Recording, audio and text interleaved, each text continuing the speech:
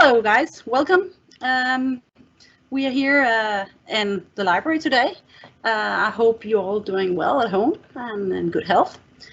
I'm Dorit Broman, and I'm here on behalf of the Parents Association. I'm the chairman, and we would like to help you a little bit, support you a little bit on the situation as it is today. We have invited Jeanette. We are staying here together apart. What we want to do is to ask her and have her to talk about what her take is on the from the psychological way of the situation we have. Jeanette is a psychologist, and she will tell a little bit more about herself afterwards. What we'd like to know, hopefully you will get out of this today, is that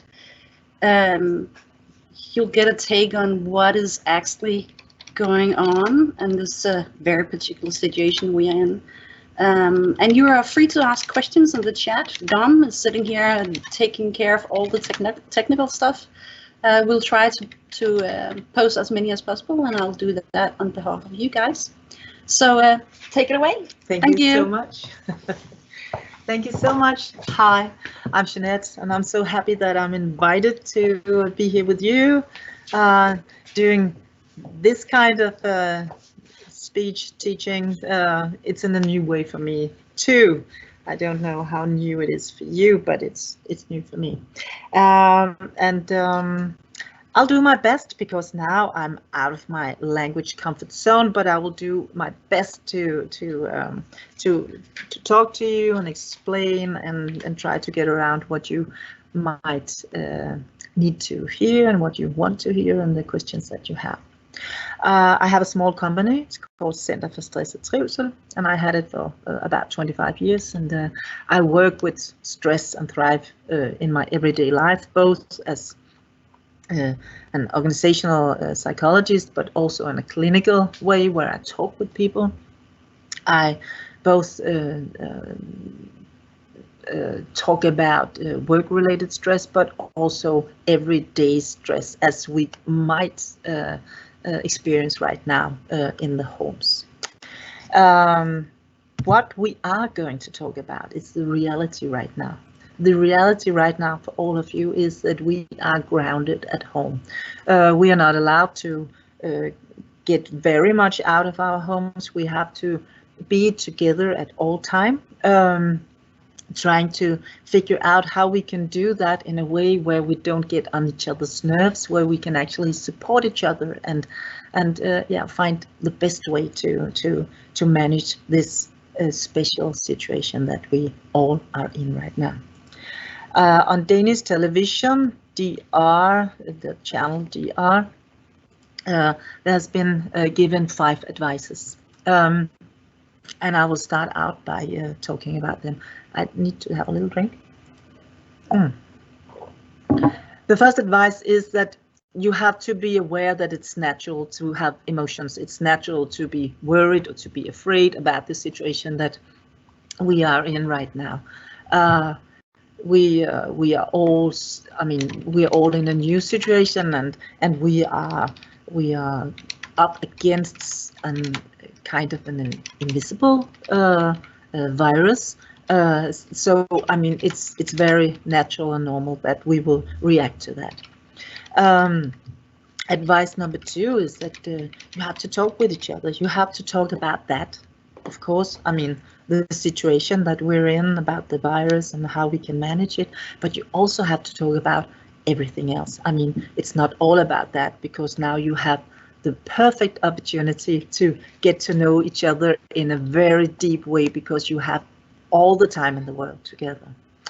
And the advice number 3 is that you have to be aware of how it affects you when you watch Corona news, because we know that the way that it affects the adults will have an impact on the children. So it's very important that you are aware of yourself, that you are aware of if you get afraid, or if it taps into some worries, or if it makes you frustrated, and how you actually can deal with that, how you can contain your emotions and also that you are aware of how it's affecting your children, to listen to what they say on the news in the tele. We know that children are so dependent on the adults. The adults to kind of deconstruct what is told in the news, so it can be more eatable, so they can understand it from whatever age they have. And advice number 4 is that you still have to do what you normally do. You have to eat, you have to sleep, you have to exercise, because our body still needs energy. Energy in the way that we always need it, but right now it's kind of another situation, and maybe you even need more energy now to cope and to keep up with all the things that is happening at home. So be aware that you eat, sleep, and exercise properly proper. And I have a question here. Yeah. You were talking about how we should be as an adult, and this about being a role model. Could you say a little bit more about that? Yeah, I think I will. The question is how it is to be a role model, and I think I will get to it when we get further on, because there will be some of the slides and that will support talking about that. You are as an adult and a role model. I will get back to that. Advice number 5 is that you have also to be aware that you must distract yourself. I mean, you have to do something that is funny, that can give you some energy, that can do something else. I mean, so you can kind of, I mean, not everything is just about how difficult this is, how hard it is, how much you have to plan everything, but you also have to distract yourself so you can have some other inputs and have some other energy. The reality for you as adults right now at the moment, I can only guess. There can be various scenarios that we can tap into. It can be like this, that maybe you're sent home from work without being able to work. Maybe you are sent home and still have to work now from home with your whole family around you.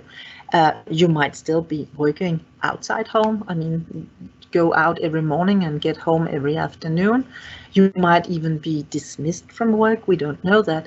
And for some of you, that's another situation, because now we are in the international part of the school here. Some of you might be a follower to your partner that is full-time working, and for you it might not be that different because you have to attend to the family, but the differences right now is that your children are at home at all times, so there will be, it is a change, it is different from the normal.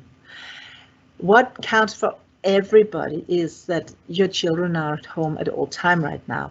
The whole everyday life at home will be different from what it's usually what it usually is. You cannot do as you please. You cannot do what you're used to. You cannot just take care of your own needs, because now you are together in this as a family. And these days you will maybe see yourself or discover that you're suddenly much more than you used to be. You were always a parent. Of course, you're always a parent. You have been that since the day you got your first child. But at the same time now you have to be a teacher, you have to be an entertainer, you have, of course, to be the partner. If you have a partner, maybe you're a single parent, I don't know, but maybe, I mean, and you're also maybe an employee, or maybe you own your own company. I mean, you have a lot of roles and a lot of things that you have to look up to right now, and you will maybe find yourself stretched out in all of these positions, and therefore you have to be realistic about what you can do and what you can't do. How is the everyday life for your children right now? It's not only for you that things have changed. You have to understand that for your children, I mean, it's very, very different from everyday life, that they cannot go to school or daycare or wherever they normally go. They are not allowed to just play with whom they want to. Maybe the only playmates they can have now is the siblings, and if they have any, maybe they have a few play dates, short play dates. We know that because that's what we're told. But they cannot just play as long as they want to and with whom they want to. So this is very different from them too. And a lot of your children are now in a situation where screen time is now allowed in a new way. Normally, this is what we are trying to kind of reduce, or to get some control over how much screen time they have. But right now, they are, especially in the I don't know if you call it outschooling. Do you do that? What do you say about secondary? Secondary. Okay. They have a whole schedule that they have to attend to during the day, where they actually are having homeschooled. They are distance taught. Okay, yeah, they are distance taught, and they are recommended to have teams with their friends where they can chat about school things, and I mean, this is a totally new way to be in school. For the younger children, I mean, maybe for the youngest children, this is not how it's done, because they cannot be distance taught the same way. So then you have to find some other opportunities for them. But maybe still it's much more screen time than normal, because they have to to be distracted and to be challenged and so on. But the fact is that every child is in a situation where things are different than they used to do, and they cannot have the intimacy with their teacher and with their friends as they used to, and they cannot have their spare time activities as they normally have. So this is very different from the children too. And yeah, all of you might not get that much input from the outside. Maybe some of your children really miss everyday life. Maybe they miss going to school and be with their friends and their spare time activities. Maybe some of your children are having the most cozy time of their life. Maybe they think, oh, this is so wonderful. I have my parents, I have my siblings, I have my whole family around me. And we are doing nice things. We're taking care of each other. We are playing together. We don't know how it is for the children, but I mean, you have to figure out together with the children how they are doing and how you're all doing. How does the challenge affect us both as adults and as children? It depends, of course, of several factors. But one of the factors that is evident is that it is how you as an adult react to this situation that you're in right now. If you're very frustrated, if you're very worried about your job situation, or maybe about something else, then you have to be aware that you have to reach out for some help so you can regulate yourself, because the way that you feel will also have an impact on your children.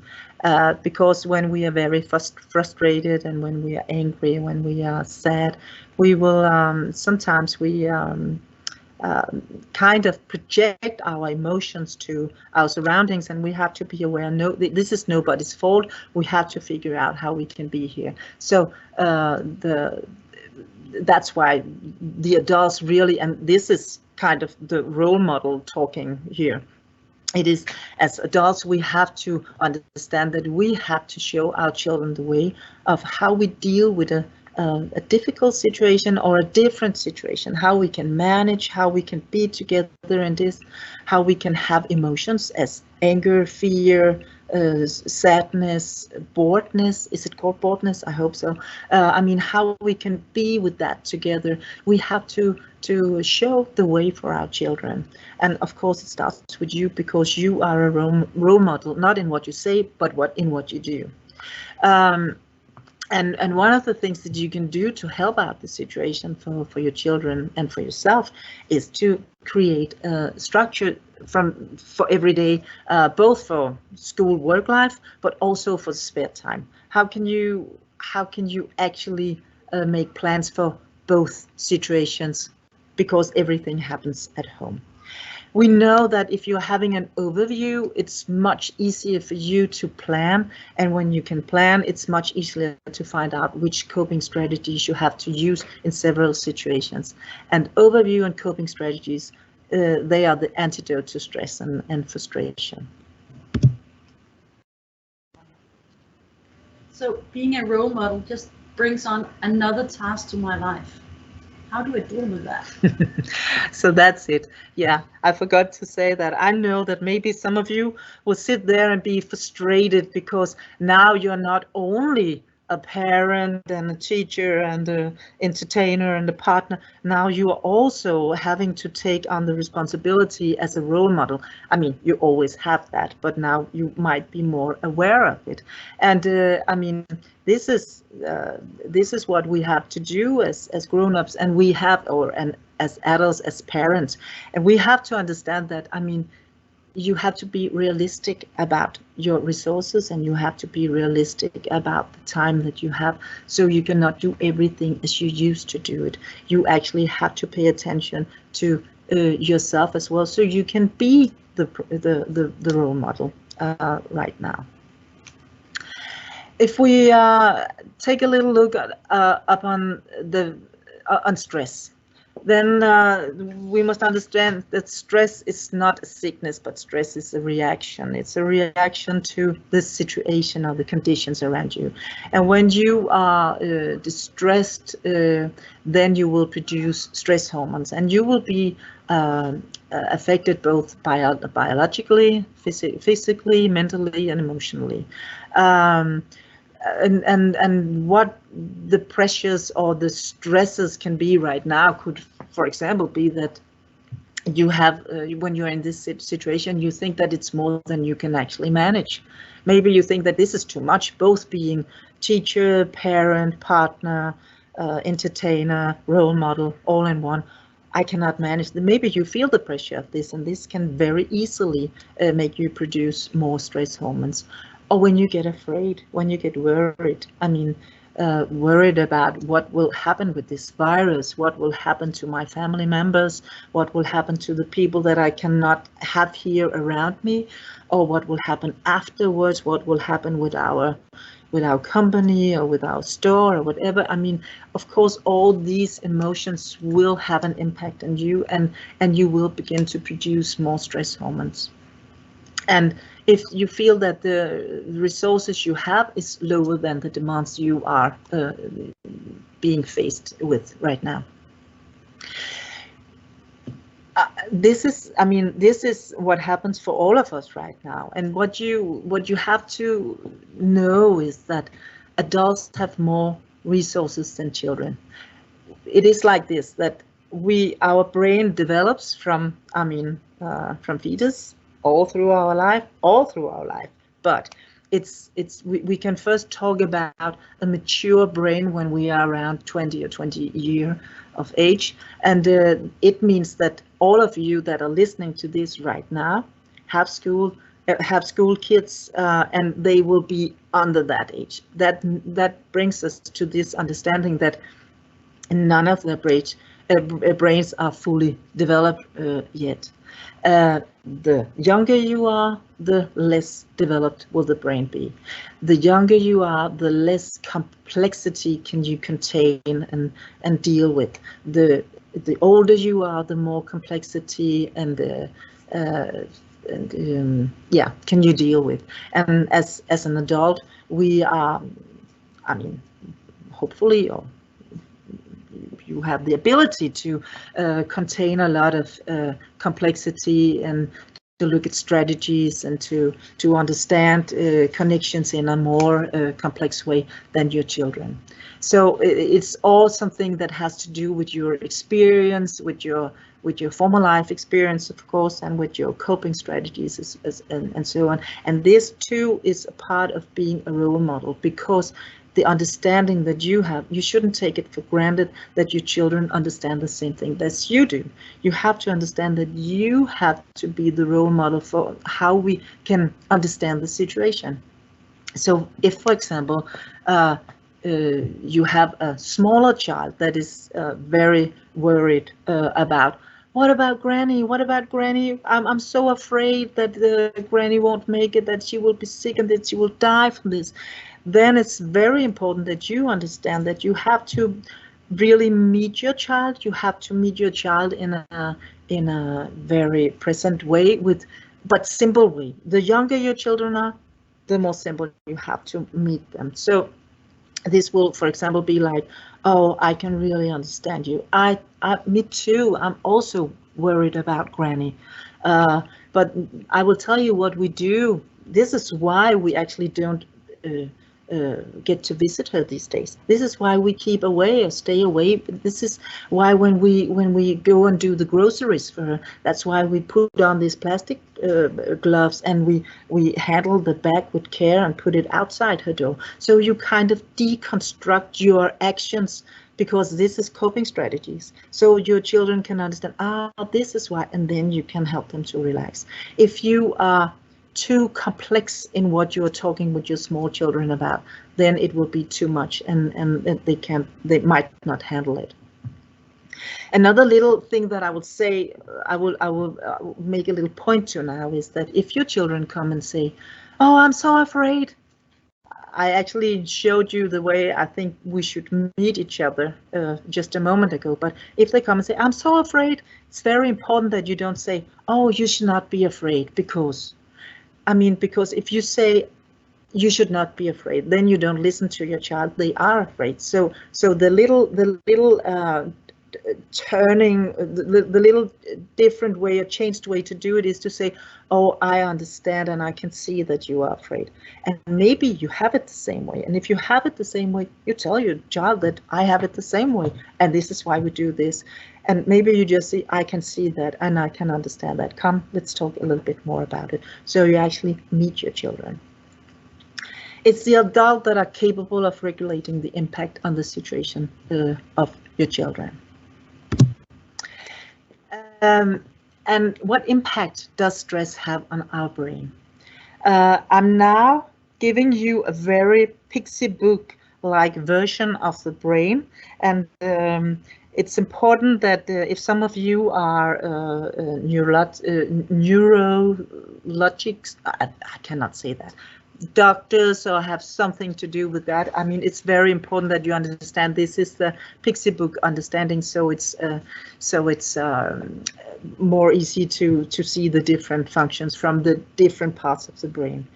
We I just 2 seconds. I just not want to be sure. Is there anything? I'll pose the question, but I think we might get to it later on. Yeah. But, how will I know if my child is stressed? What signs should I look for? Yeah. Let me keep it in mind just after explaining the brain here, because the answer was, how will I know if my child is stressed or distressed? So I will get back to it. I have it in mind. But the old understanding that we have in our brains is that it's built up in 3 levels, that it's the basic of our brain is the reptile brain that we have together with the reptiles. This is a part of the brain where we don't have a lot of thoughts and a lot of emotions, but here we have just instinct and survival strategies. It's also that part of the brain that is controlling our basically bodily functions.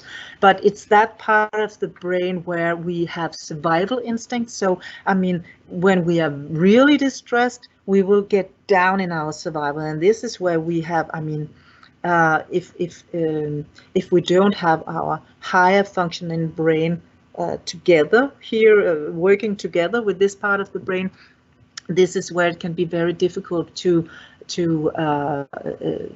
make control our impulses. So we can be maybe violent, shouting, stuff like that, be more aggressive and so on. So this is a part of the brain that takes over when we are actually really stressed out. If we go to the next, thank you. If we go to the next level of the brain, then you can see I tried to mark it with this orange line. It's called the limbic system, and the limbic system, we have it together with the mammals, and in this part of the brain there will be emotions as well. This is the part of the brain. The difference between a reptile and a mammal is that a reptile doesn't groom their it's not called a baby's outcome. Babies. Babies, we just say babies. They doesn't groom their babies, no, but that's what mammals do. So that's a different, that's where we make connection, that's where we connect emotionally to each other. And in the limbic system, we have a little almond-shaped gland sitting in each side of the brain that is perceiving input from the senses, and is now I don't know why I got stuck here, but it's perceiving all the senses, and then it will translate it into, is this dangerous or is it not dangerous? Is it hurtful or is it not hurtful? Is it pleasant or unpleasant? So that will be perceived and translated from the inputs. And if it's perceived like this is dangerous, I have to do something, then you will produce a lot of stress hormones that will actually help you to be able to fight or flight. And I mean, the last thing, freeze, is when you can do nothing. There's another small structure in the brain. Maybe I should take the third one first here, the thalamus, I think it would be said in English. All your senses go through the thalamus, and then it will be sent out to amygdala and to hippocampus. First of all, it will be sent out very roughly, very fast to amygdala, that very, very quickly defines if this is dangerous, if it's not dangerous. A little slower, but not that slow, a little slower, but more refined, there will be inputs to hippocampus that will rationally begin to decide if it's dangerous or not. I mean, if you hear a big sound, amygdala will immediately make you be more awake, and then you will look around, you will orient, and then hippocampus might say, oh, this is just a bin that fell over, so this might not be dangerous, and then there will be feedback and the system will regulate again. But if both hippocampus and amygdala decide or define that this is actually dangerous, then you will produce a lot of stress hormones. And if you produce a lot of stress hormones, the more rational parts of the brain will be shut down. So you're not able to get to your rational thinking, constructive thinking. You're not able to actually put a lid on the emotions. So you will begin to see things as worst case scenarios, as enemies. So you will have a very fearful way of thinking and behaving. So how can you see if your child is stressed? I mean, there can be a lot of different ways that you can see that, but one of it is that if they pose anxiety questions all the time, but what if and what if and what if, then you can see that you actually are having a child that is stressed out. Maybe you don't have a child that gets so much to you and connects so much to you if they are stressed. So maybe they just withdraw themselves and get more silent.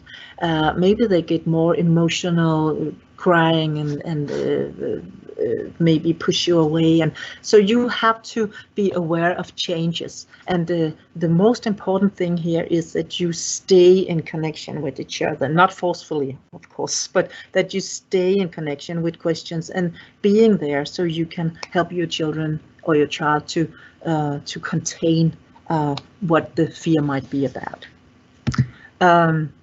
The third, yeah, the third level of the brain is the neocortex. I mean, and remember, this is the Pixie Book edition, so we could call it the storage of our experiences and our memories, and this is where we are processing sensory impressions and mentally processing and so on. And this part, I mean, is the part that helps us to structure, to be creative, to be rational. So this is actually the part of the brain where we need it very, very much.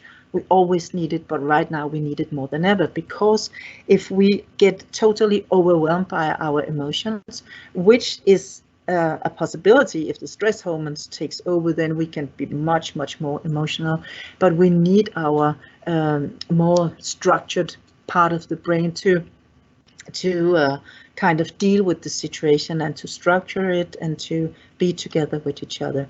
And another thing that happens if you are very stressed out is that it's more or less impossible to stay connected to others. It's very difficult to actually be empathic towards others. Yeah, now we have a question. Here it is. My daughter doesn't seem stressed during the day, but she's having trouble sleeping. How can I help her? My daughter don't seem stressed during the day, but she's having trouble sleeping. How can I help her? Yeah. I mean, there can be a lot of reasons for your daughter not being able to sleep at night, and for children not being able to sleep at night, and for adults not being able to sleep at night. It can both be because there's a lot of stress, but it can also be because we call it the pressure of sleep is not high enough. So, you know, if you sleep too long in the morning, and if you don't use energy during the day, then the pressure of sleeping will not be high enough when you get to bed in the evening. So that's one thing to be very much aware of. That's why you have to exercise, do something with your body, and to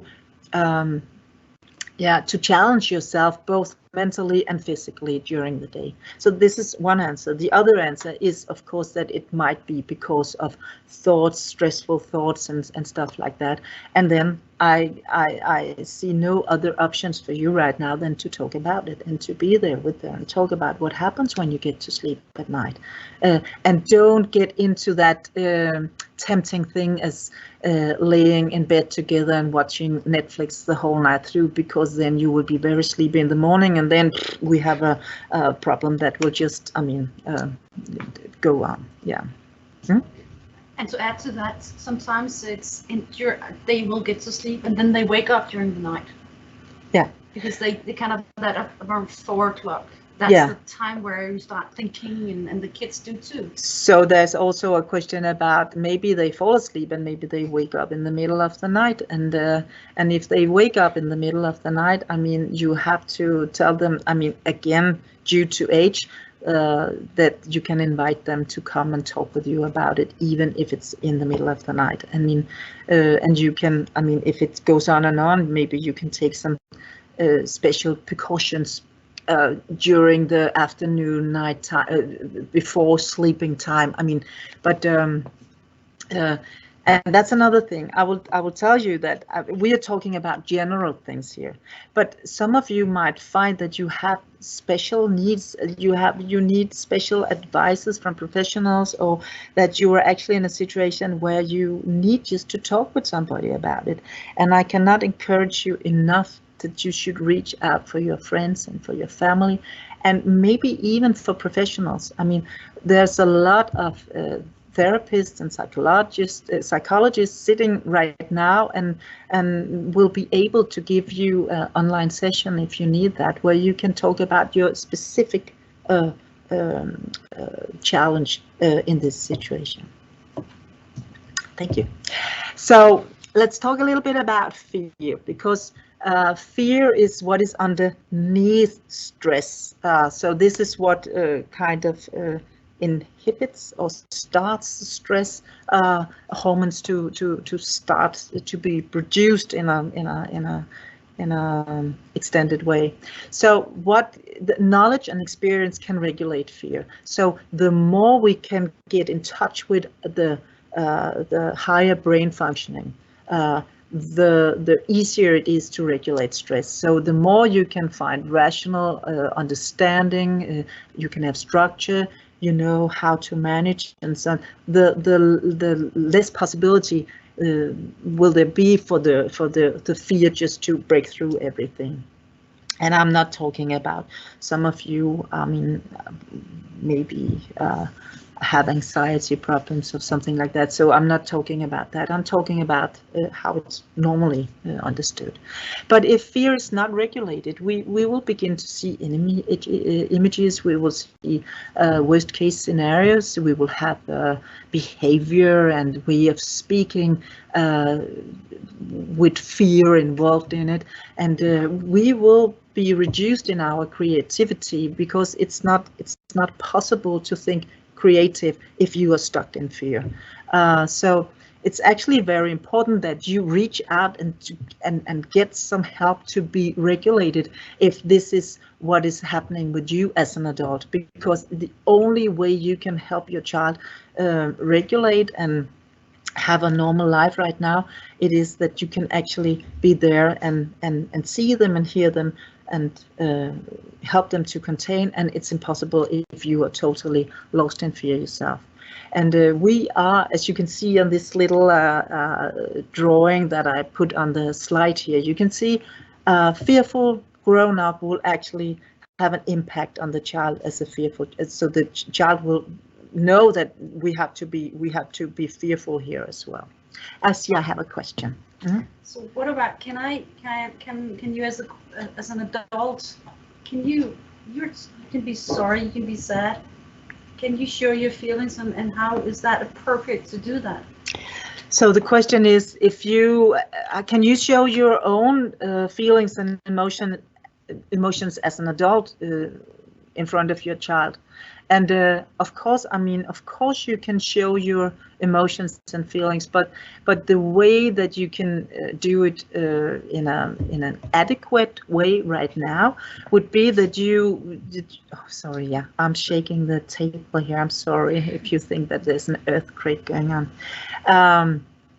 But when the children, for example, says no, maybe you are frustrated about when can I go to work again, and why does my boss don't understand that I can't do so much, and maybe you are kind of stuck in your own emotions. Then it's okay to tell your children, or to your child or your children, that right now I have something that I have to figure out. So you just have to give me 15 minutes. I have something at work that I have to figure out. I have to talk with a colleague or with a friend. So you just have to let me be here for a little while or something. Of course, you can have emotions and feelings and show them. Another thing is that if your child is sad and sorry about not being able to see some family members, I mean, of course you can say, oh, I have it the same way. Oh, I miss him so much. I miss her so much. So you can be but then you have to say, but let's do it like this. And then you will find a way. Maybe you say, let's see if we can phone them or whatever. So you kind of share that you can have emotions, but you also have a way to contain them and a way to handle them. Did I miss something on this one? I don't think I did. So let's go to the next one. The reactions to stress varies according to our developmental. I knew this would happen. Our developmental state. From if you are a child to an adult, because I mean we have as an adult we have experiences, we have more complex understandings and so on, and as a small child you have less resources. You have less experiences as a child with dealing or cope with difficulties, you have more as a grown-up. So you have to, we have to understand that it's due to age how we will react to stress, and the younger you are, the more stressful can this situation actually seem if they don't have regulated parents around them to show them we manage, we do this well, we find out, we have fun, we'll find a way. I'm taking care of this. I mean, this is actually what children need from their parents. It's also the duration of the stress impact is important. I mean, is this just for a short while, or how long will this go on? For some of you, I mean, I know that this will actually have an impact into the future, and for some of you it's here and now. You have to figure out how to handle it. But again, I think the most important thing is that if you have to climb a mountain, don't look up on the top and think, wow, I have to get up there. I think you should take it one step at a time, because that's a way you can regulate yourself and you can contain the challenge that you are in front of right now. And then it's also something about, I mean, you need support from your surroundings, because the amount of support from the surroundings actually will have an impact on how stressful things can be and will seem. When we are all alone with our stressful thoughts and our stressful emotions, I mean, it's a closed system. When we talk with other people, we kind of putting air into it. When we talk about it, we will have maybe a little new idea. Maybe we don't agree with what other people say, but they will put air into our own thoughts so we can begin to see it in another way. So that's why it's so important that you reach out for your surroundings. And of course, we have our personality. I will not go that much into that, but we cope in different ways. But what is very needed here is to understand that stress can be regulated by knowledge. So to be realistic, to be supported from others, to give support, to have an feeling of being understood, presence from others. So this, I mean, for your children to have you present in the here and now, listen, supporting, giving them an overview, having an overview yourself. See that you get your resources filled up by eating, sleeping, exercising, doing something that is also giving you some pleasure, and look into your coping strategies. And remember, adults have more of it all compared to children. I have to see how far we're here. Yeah. What children need is to, I mean, everybody needs this, but right now, let's talk about children especially need to be understood in their needs.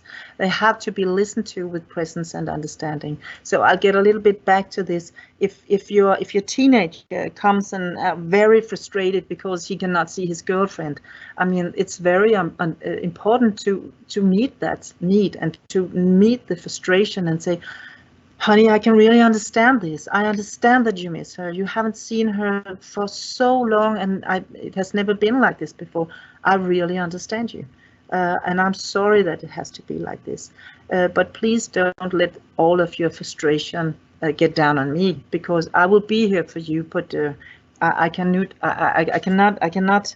change it, but I can be here with you. We can talk about it. And maybe what do you think about going and chatting with her? Maybe you should play cards together on the chat or whatever. So you listen, you understand, and you could maybe give a suggestion. Maybe you can't, maybe you don't see that, but just this being there with your child and containing the emotions that are there. So now we have a question. Is this the same thing you do if you want to motivate the children to start working with the schoolwork? And the question is that if you have to motivate your child to get started with the schoolwork, is it the same way? And yes, it's the same way, that you actually talk with your child about if they don't want to start with schoolwork, what is happening? Tell me about it. Let's see how we can do it, because you have to go to school. Maybe you don't have to do the thing you normally do, but you have to go to school. But let's talk about it. Or maybe you have a child that's actually doing too much, and then you also have to talk about that. Honey, what is going on? Why are you on the screen doing school things at all times? Let's talk about how you can do something else too. So you have to meet your children where they are. Yeah. And go to the teacher's thumb here. Oh, sorry. Yeah, that's it. Yeah, and if you have a child that actually have difficulties either with being getting started with schoolwork or doing too much, I mean, you can always get in touch with the teacher and talk about how you can adjust what they have to do and the way they can do it. I know that the teachers here are very happy to support you in that. Yeah, as it stands here on the slide, that children needs adults to listen and understand, to create structure, to maintain the inner safety, and to find the good way and to show the good way to handle the situation, because you are the role model. What adults need is, you need to have somebody to talk with about the present, about the future, the worries, frustrations, and so on. And maybe it's your partner, maybe it's a friend, a good friend, maybe it's a family member.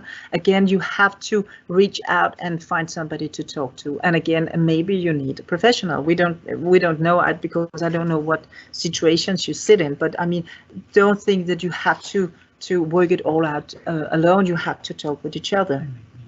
And as an adult, you also need to figure out how you can structure the daily life. And it's both the work life and it's the spare time life. And everything is taking place at home. So you have also to figure out how you can separate it, how you can be clear in your structure about that. Maybe you feel like this. Oh, sorry. Oh, here it is. Maybe you feel like this. And of course, it's just a joke, but maybe this is too much, and you want to put a note on the door. I'm in a meeting. Do not enter. And here's some of the answers to questions that might work. No, piece of fruit in the wash or whatever. I mean, yeah, maybe you feel like that, but structure. You have to. Oh, that's a question. Somebody put a question, but I think it's for later on, so we'll just wait. Okay. Okay. So some of you put a question that will fit in a little bit later. So can you take the next slide here? Yeah. So you have to structure the day together with your partner, and if you don't have a partner, you have to do it and at the whole time. It's better if you do it the whole family together. But I mean, as an adult, you have to have the big overview and then you get it together. But you have to structure the day, the time you have for work, the time you have to rest and play, and the time you have for normally duties that is always there, because everything can very easily melt together these days. If I can. They're so busy here because I think you're posing a lot of questions. My helpers out here. And that's good. I like very much that you pose a lot of questions. So as parents, you have to talk about your new reality as parents. You have to talk about if you're both working home, how do we actually divide or split the time so we can switch between focusing on our work and focusing on the children. If you both are working, or even if you're not both working, then you have to understand that it cannot only be one parent that can be focusing on the children at all time. You have to kind of share that time between you. What is it? How can you? And also you have to talk about how can we be sure that we have adult time, and so we have some time to look into our own needs. And it can both be adult time together, but it can also be adult time apart from each other. I mean, where you have a friend that you would like to talk to. How can we support each other if we feel that there's a pressure? And if you're a single parent, you must find somebody else, I mean other adults to talk with, because you will need to be supported in this. So let me hear, do we have questions here? Yeah. My child is in year 9. Nini class. Nini class. And she said that she will be missing the final moments of the school. Yeah. Which she has waited 10 years for. Yeah. Kamel-dag, Yeah. pizza party. She'll Yeah. never be there again with her school friends in the same way who she has known for 10 years. How can I console that her about something which will never come again? Yeah. It's a question about how can I support my daughter that is so sad about not being able to have Kamel-dag, not having pizza parties, not having all this that all of the children actually have waited for during the whole school time. They have seen that it's the 9th, do you call it the 9th grade? No, it's our year 11. What? It's year 11 for us. It's year 11. Yeah, okay. That graduating end of compulsory school. Okay, but they had always seen that the older school children, they are having this fun and they are looking so much forward to have it, and this is a big grief. I can feel it in my heart when I have this question, that this is really a big grief. And I mean, you cannot change it as a parent, but you can help your child to contain it. You can be there with your child. You can talk about it, talk about that this is really this was really not what you would like to happen. You would really want it to be as it has always been, and maybe you can find another way to celebrate afterwards, but of course it would not be the same. And I mean, this is you cannot always give your child what they need, but you can support them and you can help them to contain their emotions. Yeah. Another question. Yeah. It's easier than instead of reading it. That's good. It's about the world that we watch the news, children watch the news, the older kids, how to make them stop worrying about it and not looking at the world as being unfair and unjust, being that to me, I think something about to meet the world situation right now. Yeah, and don't take out of this that the world is unfair, the world is unsafe. Okay, so this is about, and this was the older children.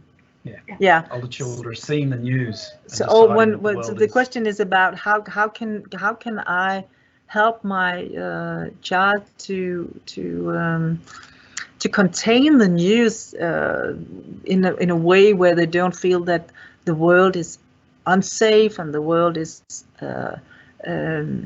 unfair right now, that it's working like this. And first of all, I have to tell you that you have to be very much aware of how much information your child can take from the news, because it can be very complex. You have to have a very complex understanding. So you actually have to be the one who sets the limit for when they watch the news and in how much news they get, and you have time. You must find time to talk about it afterwards. But when this said, I mean, how is it for the children if they are afraid of what is happening in the world and they feel that the world is unfair? Talk with them about it. What is it that is so unfair? I mean, the world is nature. Some of it is, I mean, so this, maybe it could even be a time to talk about geography, biology, and to meet, of course, to meet and contain the worries that is there. Yeah, but it's just for everybody to know that we will take the questions afterwards, because right now we only have like 5 minutes back.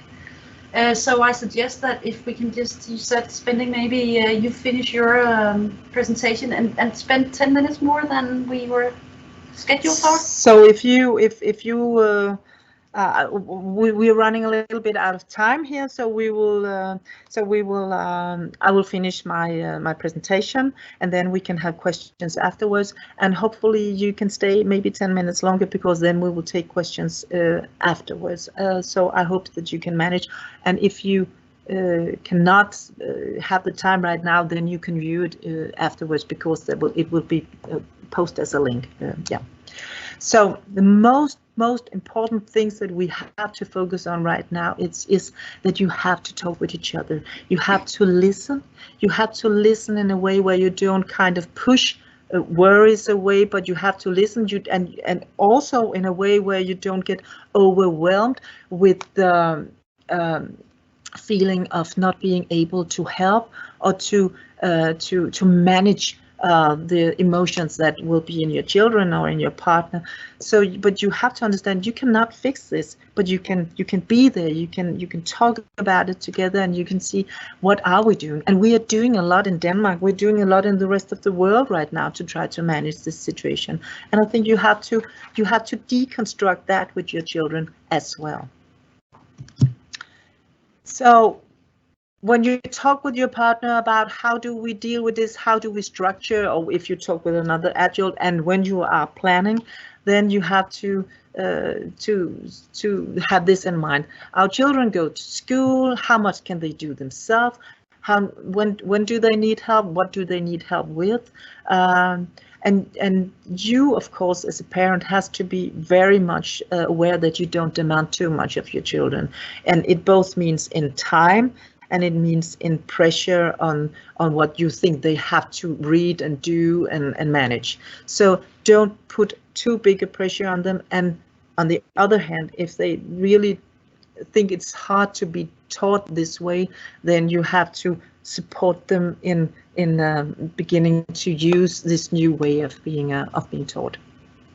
And you must remember breaks. Breaks is important here, because we need to have breaks when things are hard. We always need breaks, but I mean, right now, remember that they are part of the day too. The adults, I mean, as an adult, you might also have office hours, and this is where you have to find out how can you be concentrated on your own work. When do you have to be available for your children? You have to figure out how you can split the time between you. And if you are a single parent, then again you have to figure out how much work you realistically can do when you are both a parent, a teacher, an entertainer, and an employee. So this might be the situation where you will tell your manager that I cannot do what you expect from me right now, or what you normally can expect from me, because I don't have the resources. And maybe this is the time where you just have to remind yourself that it's like that. We talk about the spare time. You also have to figure out how can we use the spare time in a good way. So it's not working the whole time, but you also have to plan the spare time. You must remember that just around the corner we have Easter, and there will be weekends too. I mean, there is time where you have to do something else than being at work and / school. So it can be tempting to do to just work, but you have to understand that this is a situation for the whole family, where if you just kind of pressure yourself and pressure the whole family, it can actually be the collapse of the family situation. So you have to make space. And if you are out of creative ideas to what to do, you can look on the internet. I mean, me myself, I have had dancing lessons, I've had yoga lessons, I've seen a lot of, so this is actually exercising, doing something active. There's a lot of ideas out there of what you can do. People are so creative out there. So use your Facebook and your friends and your network. Talk with your family about how you could find funny things to do together. So this is not just a heavy time where everything is heavy and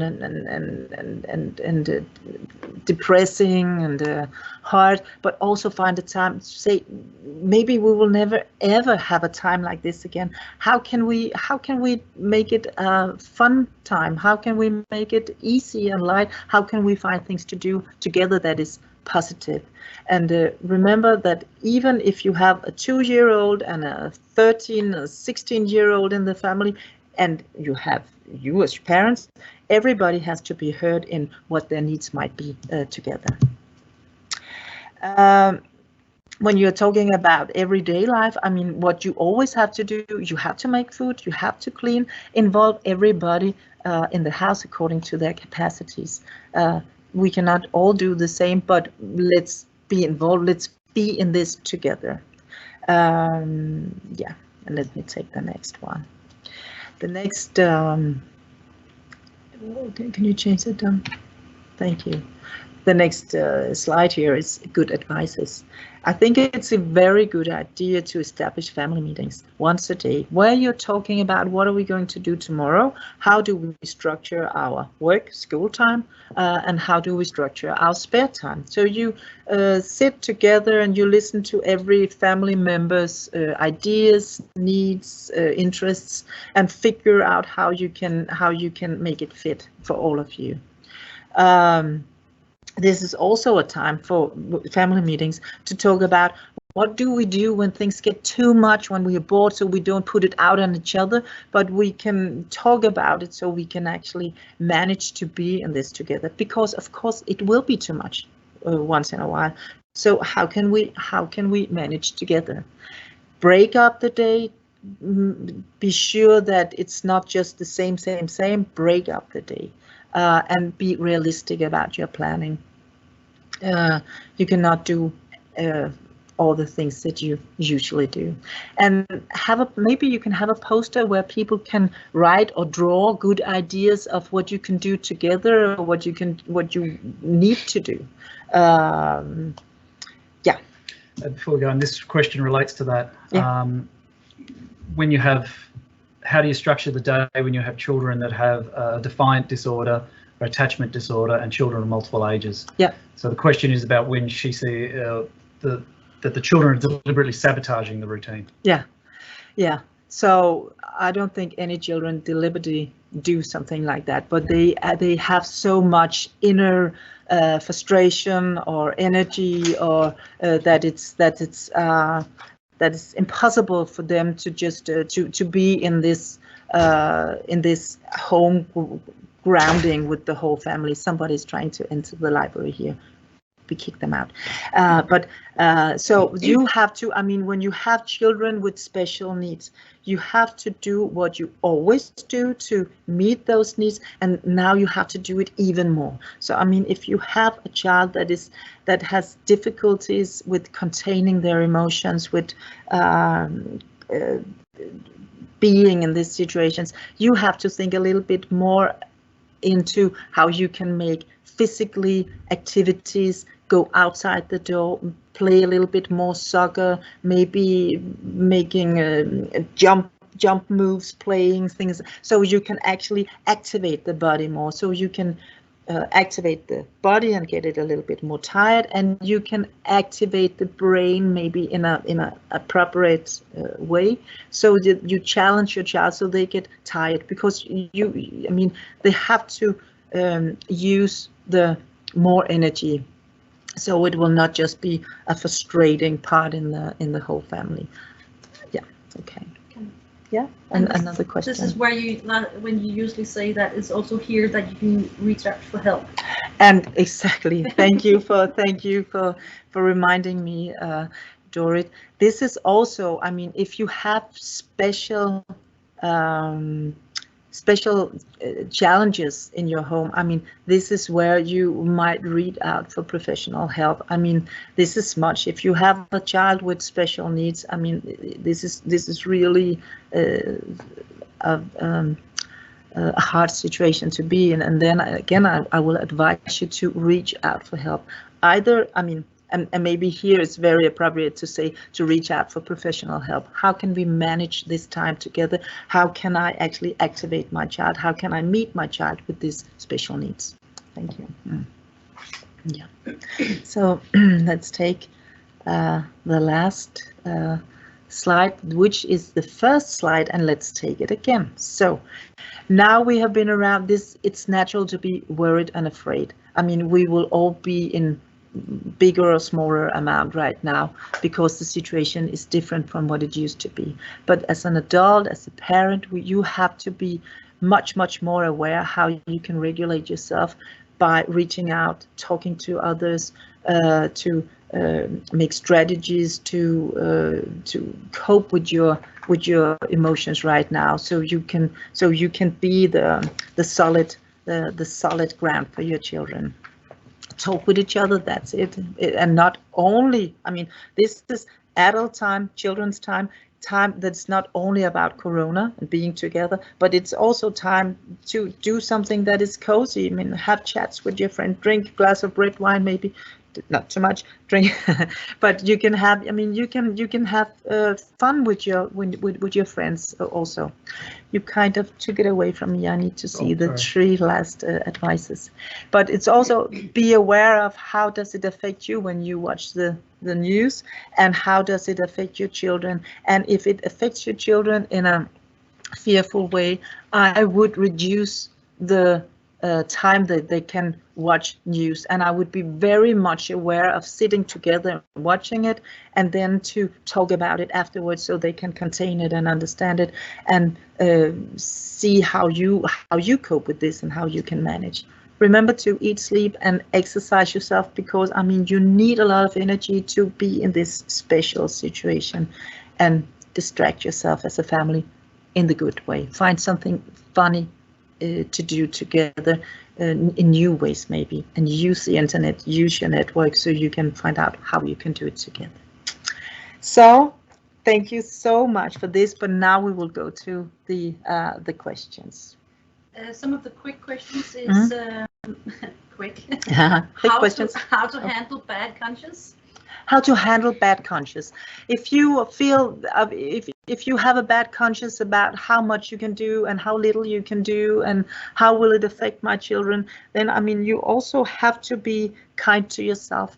You have to be very realistic about how you use your resources. And if you think that right now it's more needed that you are together with your family and your children, then you have to kind of set the limits for how much you can work.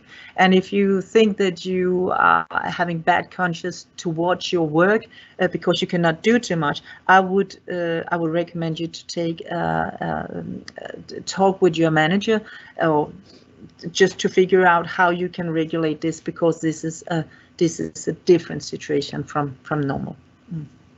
Then there's how to start up the talk about feelings, talk about sorrow, talk about frustration, without making it